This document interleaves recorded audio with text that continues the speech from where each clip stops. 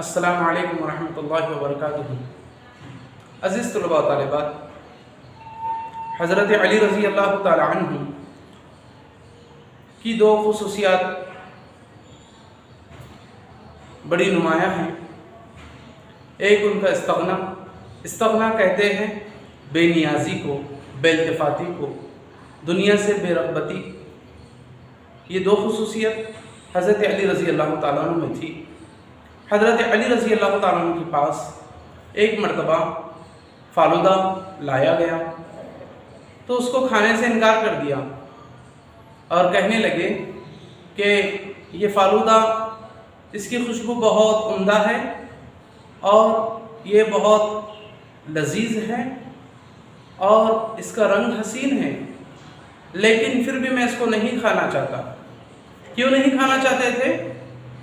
اس کے آگے وہ کہتے ہیں کہ میں یہ نہیں چاہتا کہ میں اپنے نفس کو ایسی چیز کا عادی بناؤں جس کا وہ اب تک عادی نہیں ہے۔ یعنی جو چیز میں نہیں کھاتا ہوں، لذیذ، اچھی، اور اپنی خوشی کے لیے اور اپنی خواہش نفس کے لیے اور اپنے خواہش نفس کے لیے وہ چیز میں کھا کر اپنے نفس کو اس کا عادی بنانا نہیں چاہتا۔ اس لیے ہم دنیا میں ترقی کرنا چاہتے ہیں، کسی مقام کو پہنچنا چاہتے ہیں، تو اس کے لیے تین باتوں کا ہماری اپنے اندر ذات میں ہونا ضروری ہے: قلت کلام، قلت انام اور قلت طعام، کہ کم کھانا، کم سونا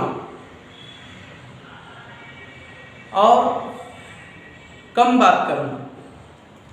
ہم بات ضرورت کے مطابق کریں، کھانا ضرورت کے مطابق کھائیں اور بات بھی ضرورت کے مطابق کریں۔ یہ حضرت علی رضی اللہ عنہ کی صفت تھی کہ اپنے نفس کو کسی چیز کا عادی بنانا نہیں چاہتے تھے۔ ایک مرتبہ جا رہے تھے تو چادر جسم پہ ڈلی ہوئی ہے اور ایک معمولی کپڑے سے تہبند کو باندھا ہوا ہے اور ڈھیلا ڈھالا سیدھا سادہ لباس ہے، تو کہنے لگے میں نے یہ لباس اس لیے اختیار کیا ہے کہ یہ نمائش سے بہت دور ہے اور نماز میں بہت آرام دہ ہے۔ حضرت علی رضی اللہ تعالیٰ عنہ نے اپنی زندگی میں اپنے فرائض کو اس طرح انجام دیا ہے جو ہماری ذات کے لیے بھی ایک سبق اور ایک نمونہ ہے۔ حضرت علی رضی اللہ تعالیٰ عنہ خلیفہ بنائے گئے تو اکثر و بیشتر وقت خلافت کے کاموں کے اندر مصروف رہتے تھے۔ نماز میں لوگوں کی امامت کرتے، لوگوں کو دین سکھاتے